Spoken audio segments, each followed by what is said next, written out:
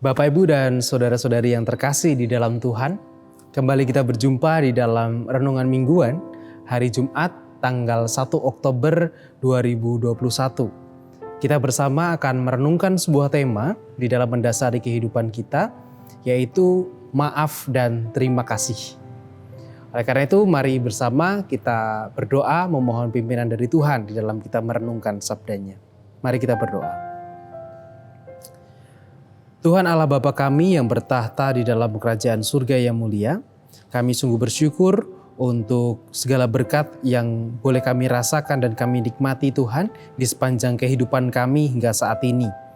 Dan saat ini Tuhan kami bersama-sama hendak mendasari kehidupan kami, aktivitas kami dengan merenungkan sabda-Mu. Biarlah Engkau yang memampukan kami dan menolong kami di dalam ketidakmampuan kami ini dan keterbatasan kami ini.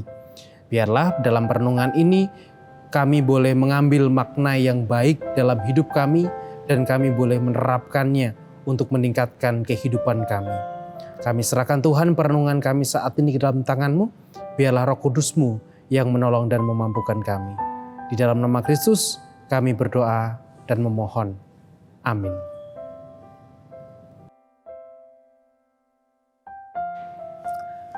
Saat ini sabda Tuhan yang akan kita renungkan bersama tertulis di dalam surat Roma pasal 8 ayat 1 sampai dengan ayat yang ke-11. Roma 8 ayat 1 sampai dengan ayat 11 yang demikian sabda Tuhan. Hidup oleh roh. Demikianlah sekarang tidak ada penghukuman bagi mereka yang ada di dalam Kristus Yesus. Roh yang memberi hidup telah memerdekakan kamu dalam Kristus dari hukum dosa dan hukum maut. Sebab apa yang tidak mungkin dilakukan hukum Taurat karena tidak berdaya oleh daging, telah dilakukan oleh Allah. Dengan jalan mengutus anaknya sendiri dalam daging, yang serupa dengan daging yang dikuasai dosa karena dosa. Ia telah menjatuhkan hukuman atas dosa di dalam daging, supaya tuntutan hukum Taurat digenapi di dalam kita yang tidak hidup menurut daging, tetapi menurut roh. Sebab mereka yang hidup menurut daging memikirkan hal-hal yang dari daging. Mereka yang hidup menurut roh memikirkan hal-hal yang dari roh. Karena keinginan daging adalah maut, tetapi keinginan roh adalah hidup dan damai sejahtera.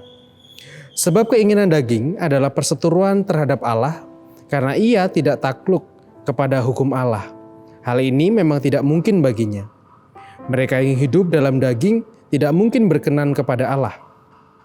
Tetapi kamu tidak hidup dalam daging, melainkan dalam roh, jika memang roh Allah diam di dalam kamu. Tetapi jika orang tidak memiliki roh Kristus, ia bukan milik Kristus. Tetapi jika Kristus ada di dalam kamu, maka tubuh memang mati karena dosa, tetapi roh adalah kehidupan oleh karena kebenaran.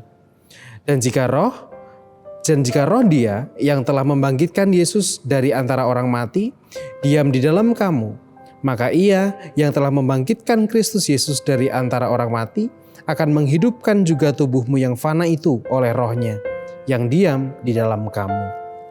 Demikianlah pembacaan sabda Tuhan. Yang berbahagia ialah setiap mereka yang dengan setia merenungkan serta memelihara firman Tuhan dalam kehidupan sehari-hari. Haleluya. Amin. Tepat sehari yang lalu, kita bersama-sama diingatkan tentang sebuah peristiwa yang besar, sekaligus mungkin bisa dibilang peristiwa yang kelam di dalam kehidupan bangsa kita, bangsa Indonesia. Yaitu tentang gerakan atau tanggal 30 September yang seringkali diperingati sebagai G30S PKI begitu atau G30S. Nah, momen itu menjadi sesuatu yang menyakitkan bagi banyak orang ketika harus kehilangan orang-orang yang dikasihinya begitu. Tetapi juga peristiwa itu kemudian juga mengingatkan kita betapa berharganya kemudian kehidupan bersama kita dengan yang lainnya. Kehidupan bersama kita, berbangsa kita dengan orang-orang yang ada di sekitar kita. Menjadi sesuatu yang penting begitu. Nah, kita sering mendengungkan bahwa kita sebagai orang Kristen itu adalah orang-orang yang hidup di dalam roh gitu ya. orang-orang yang bukan lagi hidup di dalam daging. Kan kita sering kan mengatakan itu, bahwa kita Kristen, kita itu sudah hidup oleh roh, kita sudah diselamatkan oleh Kristus dan kita sudah tidak lagi menerima penghukuman daging begitu. Tetapi seringkali perkataan-perkataan kita itu atau apa yang kita katakan itu tidak kemudian betul-betul mencerminkan apa yang kita lakukan atau mencerminkan kehidupan kita. Di dalam teks yang kita baca di dalam surat Roma tadi dengan jelas dikatakan bahwa ketika kita mengakui bahwa hidup kita adalah hidup dengan roh, maka tindakan kita pun juga harus mencerminkan hidup roh itu, mencerminkan roh yang ada di dalam diri kita itu. Di mana roh itu tidak mencari sesuatu yang menyakitkan atau tidak memunculkan sesuatu yang melukai yang lain, membangun atau memunculkan kesedihan bagi yang lain. Hidup oleh roh juga bukan hidup yang melakukan tindakan-tindakan ketidakadilan, tetapi hidup oleh roh adalah hidup yang mengupayakan damai sejahtera. Kita mungkin berpikir tentang hidup dalam damai sejahtera atau mengupayakan damai sejahtera itu contohnya memperjuangkan keadilan, contohnya adalah peduli terhadap yang miskin atau peduli terhadap mereka yang menderita gitu. Memang betul, itu adalah upaya-upaya untuk mewujudkan damai sejahtera di dalam kehidupan bersama kita.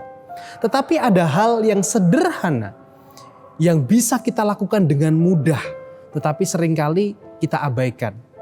Yaitu yang pertama adalah maaf. Banyak dari kita karena merasa bahwa mungkin kita lebih tinggi atau lebih besar dibandingkan yang lain, sehingga kata maaf menjadi sesuatu yang sulit sekali keluar dari mulut kita.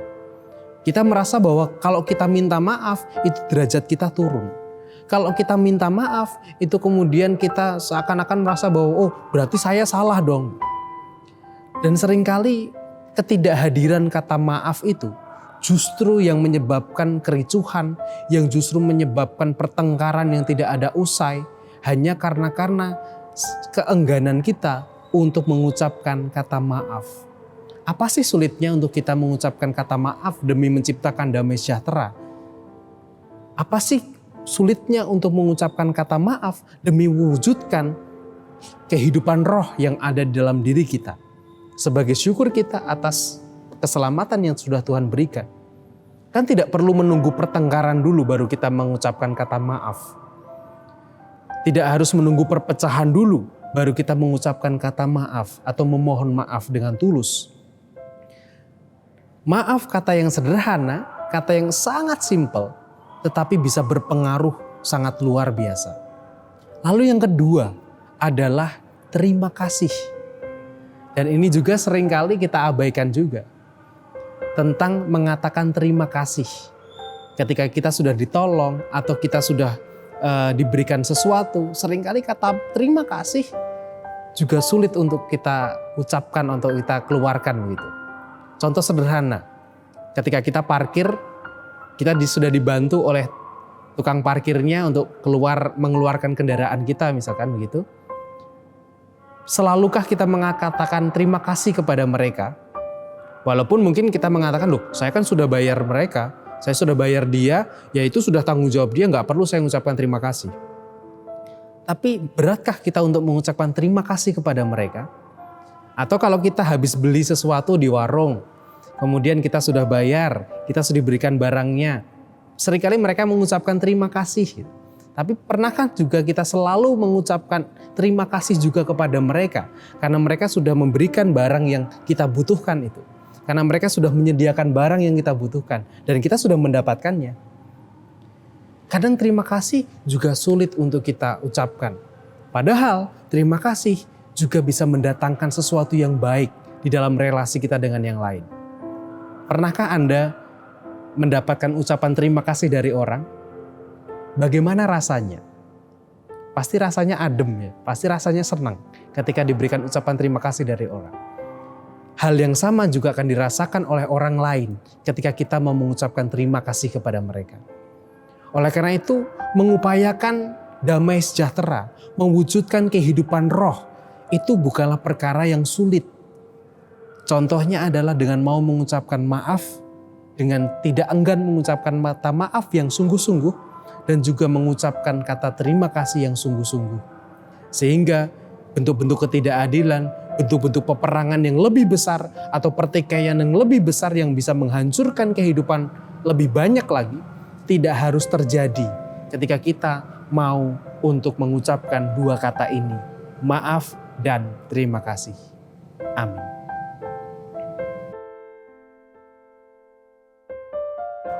Mari kita bersama berdoa di hadapan Tuhan. Kita memohon pertolongannya supaya kita dengan sungguh-sungguh bisa menghidupi roh yang ada dalam diri kita dengan menghadirkan damai sejahtera, dengan tidak enggan mengatakan maaf dan terima kasih. Mari kita berdoa. Bapa di dalam surga, seringkali dalam hidup kami menganggap diri kami lebih daripada yang lain. Menganggap diri kami lebih besar dibandingkan dengan yang lain. Sehingga sulit sekali bagi kami untuk mengatakan maaf dan kami mengatakan terima kasih kepada saudara-saudara kami. Kami seringkali melalaikan dua hal itu. Padahal kami tahu bahwa dengan dua hal yang sederhana itu, damai sejahtera, relasi di antara kami dengan saudara-saudara kami akan terbangun dengan lebih indah. Ya Tuhan, mampukan kami untuk mengurangi gengsi kami, mampukan kami untuk mengurangi ego kami, dengan kami mau dengan rendah hati mengatakan maaf dan mengucapkan terima kasih. Bapa dalam surga, saat ini kami juga berdoa untuk orang tua kami yang oleh karena usia yang semakin bertambah, juga kondisi fisik yang semakin menurun dan juga segala perasaan-perasaan yang mereka rasakan Tuhan. Kami berdoa untuk Ibu Rusmiati Buyung, Ibu Sarno, Ibu Tugira Sariman, Ibu Tijemangun Sentono, Bapak Wilson Siagian, Ibu Murjangkung, Bapak Siso Prayitno, Bapak Saharun, Ibu Joyo Pawiro, Bapak Sadal Paulus, Bapak Christian Dauribu, Bapak Elias Sariman, Ibu Mardi Utomo, dan juga Ibu Wagina Paijo, juga dengan Bapak Ibu kami yang lainnya yang tidak bisa kami sebutkan satu persatu ya Tuhan. Biarlah Tuhan hadir bagi mereka, mendatangkan berkat, kedamaian, kebahagiaan atas kehidupan mereka. Dan mereka boleh menikmati masa tua mereka dengan merasakan sukacita dan memasrahkan setiap pengharapan dan kehidupan mereka hanya kepada Tuhan. Demikian juga yang berdoa untuk saudara-saudara kami yang saat ini sedang berjuang dalam proses pemulihan kesehatannya, dalam proses pengobatannya, atau juga hal-hal yang harus mereka jalani Tuhan. Kami berdoa memasrahkan saudara kami, Bapak dan Ibu Priyono, Ibu Ami Birowo, Bapak Yonatan Purwoko, Ibu Lawiem Suparman, Ana Amoresa, Bapak Sudarsono, Bapak Ngatimin, Bapak dan Ibu Budiandono, Ibu Nyak Nilawati, Bapak Warsito Utomo, Ibu Siwiati Sriwiati, Bapak Rasdiman, Bapak Supratman, Bapak Setiantono, Bapak Larbadio, Bapak Prayetno Hadi, Ibu Endang Susilatuti, Saudara Yunan Widiatmoko, dan juga Bapak Ibu serta saudara kami yang lainnya Tuhan, yang saat ini mungkin juga dalam keadaan sakit dan sedang berjuang di dalam proses kesembuhannya. Bapak, kami berdoa untuk mereka, kami masrahkan mereka. Biarlah kasih dan berkat-Mu yang menyertai setiap proses yang harus mereka jalani. Tuhan berikan semangat atas kehidupan mereka. Tuhan berikan rasa pantang menyerah di dalam hidup mereka. Dan juga yang terpenting, biarlah setiap proses yang mereka jalani boleh mereka pasrahkan hanya di dalam perlindungan dan naungan-Mu saja. Bapa, kami juga berdoa untuk setiap hal yang kami rasakan dalam hidup kami, untuk setiap kesulitan-kesulitan, untuk setiap persoalan-persoalan yang kami hadapi di dalam hidup kami ini.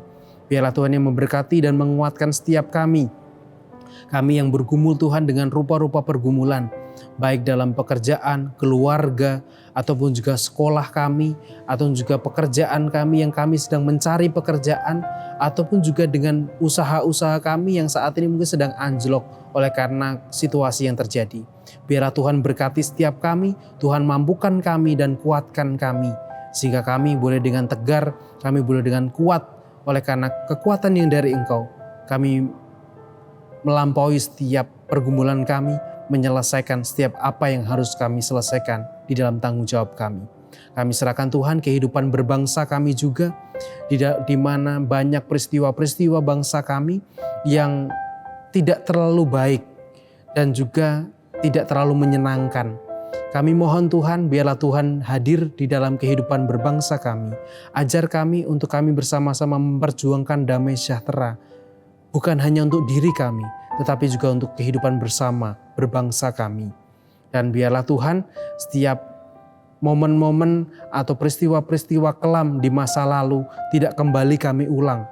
Tetapi kami boleh mengulang sesuatu yang baik dan membawa bangsa kami semakin lebih baik dan lebih baik lagi. Kami serahkan hidup kami Tuhan saat ini sampai selama-lamanya ke dalam tangan-Mu. Di dalam nama Kristus kami berdoa. Amin.